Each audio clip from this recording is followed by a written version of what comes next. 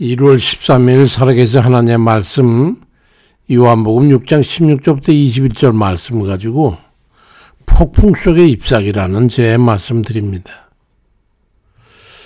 세계적으로 중국이 자랑하는 그 문학가 있잖아요. 임어당. 유명한 사람이죠. 이 임어당의 작품 중에 폭풍 속의 잎사귀라고 하는 장편 소설이 있어요. 대략 60여 년 전에 저를 처음 독서에 눈을 뜨게 해준 책이죠.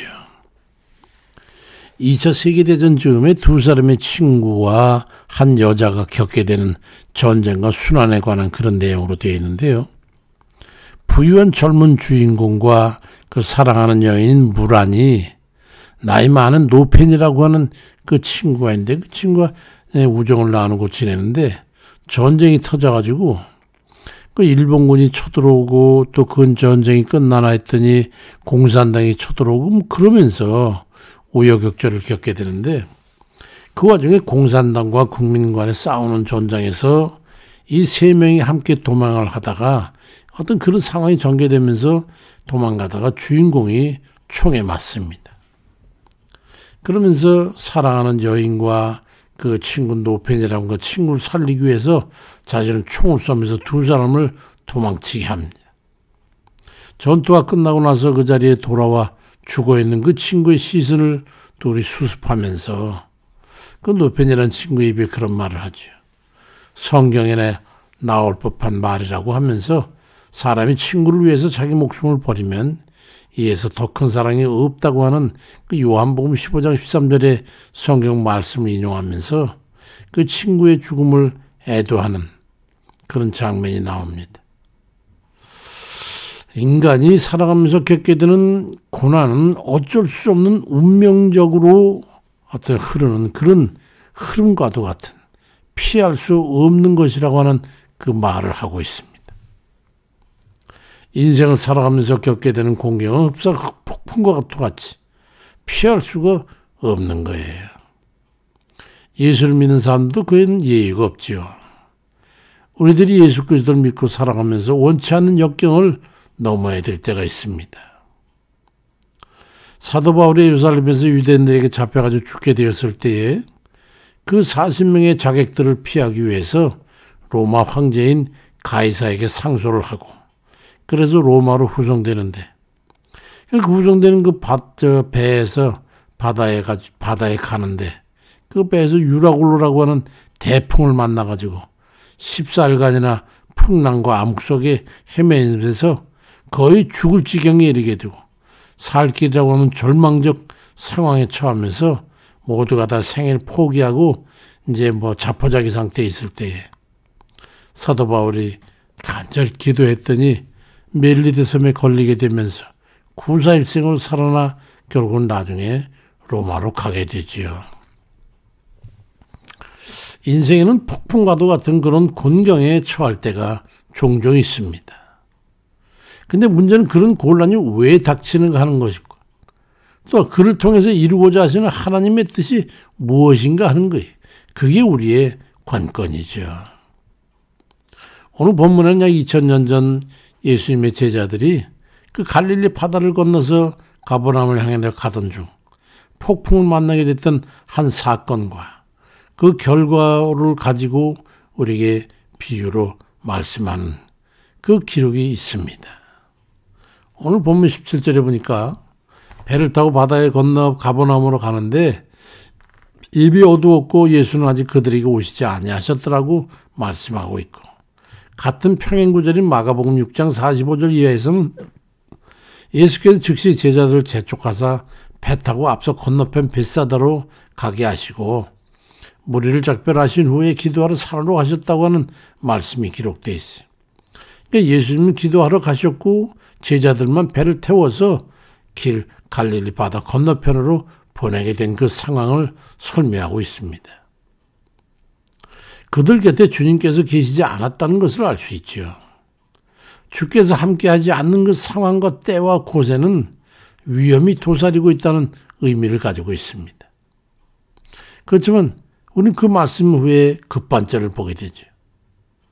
폭풍 속에 감당할 수 없는 그 고난을 당해가지고 어찌할 바를 알지 못하는 그 제자들 가운데에 주님께서 황급히 오시는 걸 보게 되죠. 마가복음 6장 48절 이하에 바람이 거스름으로 제자들이 힘겹게 노젓는 것을 보시고 사경쯤에 바다 위로 걸어서 그들에게 오셔서 이르되 안심하라. 내니 두려워하지 말라. 그리고 배에 올라서 그들에게 가시니 바람이 그치는지라 말씀하고 있어요. 예수님은 기도하면서 그들을 바라보고 있는 거예요. 그를 보고 있는 그 어둠 속에 어떻게 봤을 거냐. 주님은 우리 같은 예사인물이 아니죠. 이미 상황을 다 보고 계신 거예요. 우리 주님은 지금도 우리 모든 상황을 다 보고 계십니다. 그러면서 그들이 사경을 헤매고 있다는 그 상황을 바라보고 얼른 그들에게 오신 거예요. 아무 의지가 없이 오로지 주만 바라고 부르짖을 때에 그 상황을 주님께서 아시고 그들에게 오셔가지고 오늘 보면 마가복음 6장 50절에 보면 안심하라. 나니까 두려워하지 말라고 그렇게 말씀해서 그들을 안심시키고 구원해 주신 것을 보게 됩니다. 때때로 공경에 처했을 때도 우리에게는 구원이 늦어질 때가 있죠. 우리는 그때 믿음이 시험받을 때입니다. 우리들이 흔히 위난에 빠져서 안타까워서 부르짖어 기도해도 우리들의 바람처럼 즉시 그렇게 도움이 오지 않을 수도 있다는 거예요. 엘리야는 그 땅에 가뭄에 타들어갈 때 7번이나 비가 오기를 기도했지만 비가 오지 않았어요. 나사로가 병이 들었다고 주님께 사람들이 연통을 보냈지만 주님께서는 알았다고만 하시고 그가 죽어서 사흘이나 더 썩을 때까지 그를 찾아오지 않으셨어요. 왜 하나님께서 우리들이 급한 마음과는 달리 기도의 응답을 지체되는 걸까요? 그건 우리를 연단해서 큰 믿음을 주시기 위해서입니다.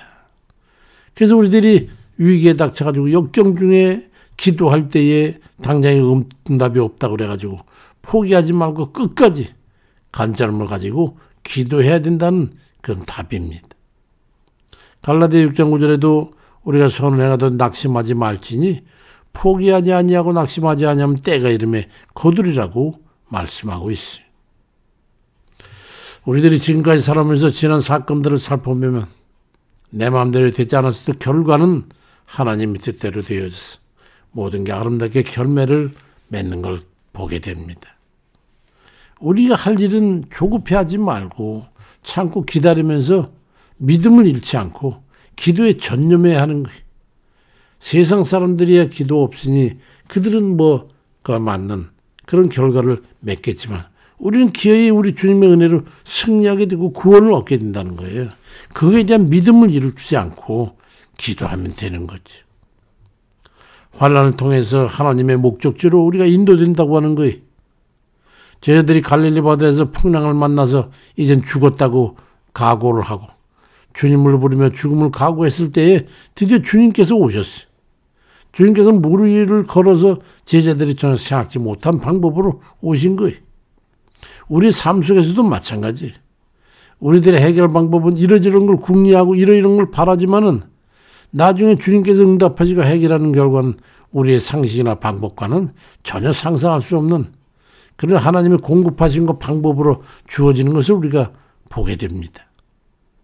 고린도전서 2장 9절에도 기록된 바 하나님이 자기를 사랑하는 자들을 위해서 예비하신 모든 것은 눈으로 보지 못하고 귀로 듣지 못하고 그 사람의 마음으로 생각하지도 못하였던 것 같다고 말씀하고 있어요.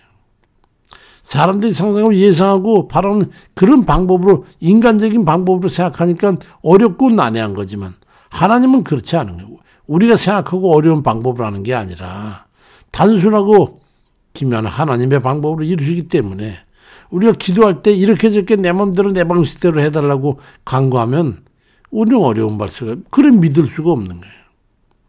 그렇게 목말할 게 아니고 이러저런 사정을 주님 앞에 아뢰면 되는 거예요. 아버지 지금 제가 이런 사정에 처했어요. 구원해 주세요. 그러면 되는 거예요. 아버지 일 어떻게 해달라고 그러지 말고 하나님 뜻대로 이루어져 달라는 이유가 바로 그거예요. 하나님 뜻대로 해야지 쉽게 되는 거지. 우리의 뜻대로 하려니까 어렵고 난해한 거예요. 주님 뜻대로 이루어지십시오 하고 기도해야 되는 거예요. 제자들도 그러했습니다. 절체절명의 순간에 찾아오셔가지고 구원의 손길을 베풀어 주신 그 주님을 기억하고 그 후에 그들의 인생에 그와 같은 절망적 상황을 당했어도 그들은 실망하거나 포기하지 않고 주를 의지해서 삶에 승리할 수 있었던 겁니다. 요한복음 6장 21절에 보니까 이에 기뻐서 배로 영접하니 배는 곧 그들이 가려는 땅에 이르렀더라 말씀합니다. 상상도 할 수 없는 주님의 방법으로 배로 주님이 영접하니까 그 순간에 배는 그들의 땅에 이르는 거예요. 어떻게 갔는지 그건 우리가 알 수 없지요. 그건 뭐 생각할 필요도 없고 어려움이 컸던 까닭에 그들의 기쁨과 확신은 더욱 컸을 겁니다. 그래서 인생의 어둠이 깊을수록 하나님의 구원의 그 빛은 더 강렬한 법입니다. 현재 급격하게 닥친 그런 공경과 환란에 황망하고 있다고 해도 실망하지 말아야 합니다. 오직 엎드려 기도하기를 바랍니다. 절대로 포기하지 말고 지상 최대의 기도를 그때 올려드려야 되는 거예요. 우리 영적 상태가 하나님이 원하는 그런 수준에 이를 때쯤이면 우리 주의 도우심과 인도하심에 따라서 환희와 기쁨을 맛보게 될 겁니다. 무엇보다도 먼저 하나님의 뜻이 이루어지기를 우리는 기도해야 되는 거예요. 우리들의 인생 가운데 고난과 어려움 속에 우리 주님께서 우리를 지켜보시고 함께 계시다고 하는 이 사실을 우리가 잊지 않으면 믿음을 잃지 않을 수 있는 거예요. 그리고 하나님의 방법으로 하나님의 뜻대로 하나님이 원하시는 목적을 이루고 이 일을 속히 우리를 구원해 달라고 기도할 뿐이에요. 올해는 이전에 나태와 진보했던 그런 신앙의 자리에서 털고 일어나서 주님을 확신하고 온전히 주 믿고 의지하면서 이 어떠한 폭풍과 같은 그런 곤경과 환란이 닥쳐도 우리가 잘 감당하고 큰 믿음으로 이기고 승리한 그런 우리 모두가 되시기를 주의 이름으로 축원드립니다. 은혜로우신 아버지, 올해도 주님 이제 황망대해 광락한 그런 세상일지 모르는 그런 삶을 우린 살아야 됩니다. 기대되고 희망도 되지만 또 염려도 됩니다. 우리는 힘과 능력이 없기 때문이고 우리는 그걸 대처할 만한 그런 아무 힘도 능도 없기 때문입니다. 오직 주만 의지합니다. 주께 맡겨드립니다. 아버지, 우리 힘으로 되지 않냐고 능으로 되지 않냐고 오직 나의 영으로 된다. 우리 하나님의 성령으로만 된다 하신 주님의 말씀대로 우리의 발걸음을 인도하시고 도우셔서 우리가 난해하고 환란과 풍파에 휩쓸리지 않도록 하나님 도우시고 서서 그러한 어려움을 통해서 우리 아버지께 우리를 이제 크게 단련하신다 할지라도 우리가 그 일을 잘 감당하고 이겨낼 수 있는 큰 능력을 끌어올릴 수 있는 우리의 믿음을 주시고 간절함을 주시고 오직 주만 믿고 의지하는 그런 믿음으로 저희를 인도해 주옵소서. 올해도 주님만 의지합니다. 아버지 결코 저희를 낙심하거나 포기하거나 아버지 주저하지 않게 하시고 오직 주를 의지하고 승리하는 올 한 해 되도록 인도해 주옵소서. 감사를 드리고 어려운 가운데 있는 이 나라의 백성 하나님께서 굳건히 지키셔서 이 위난을 통해서 이 나라가 다시 한번 굳건히 세우는 그런 귀한 기회가 될 줄로 믿습니다. 이를 위해서 저 추운 벌판에서 떨며 울며 부르짖으며 기도하는 하나님 백성들의 그 기도를 잊지 마옵시고 아버지 저들의 건강도 지켜주시고 생명을 주장해 주옵소서. 방연 원수마귀 대적들 불의한 자들 다 지금 일거에 소멸되어서 하나님의 능력으로 40연합군이 여호사밧 앞에서 망하고 소멸된 것처럼 저들은 멸망하고 소멸되고 회파되어서 저들이 세운 것은 다 이룬 것이 없고 다 주님 저들이 승리할 것 같지만 다 아버지의 능력으로 폭풍에 다 휩쓸려가서 아버지 하나님의 분노의 심판 앞에 다 소멸되고 회파되도록 역사해 주옵소서. 모든 주께 구하는 들이 연약한 것 같지만 하나님의 은혜를 부르짖는 저들의 간구가 힘을 앞에서 아버지께 사랑하는 자들을 그에 베푸시는 은혜는 합력하여 소원을 이룬다 하셨으니 모든 연약한 힘들이 합력해서 하나님께 영광 돌리고 하나님의 뜻을 이루고 이 백성에게 베푸시고자 이끄시고자 하신 하나님 뜻이 온전히 이루어지는 역사가 곧 이르도록 도와주옵소서. 주만 의지하고 예수 그리스도의 이름으로 기도드립니다. 아멘입니다.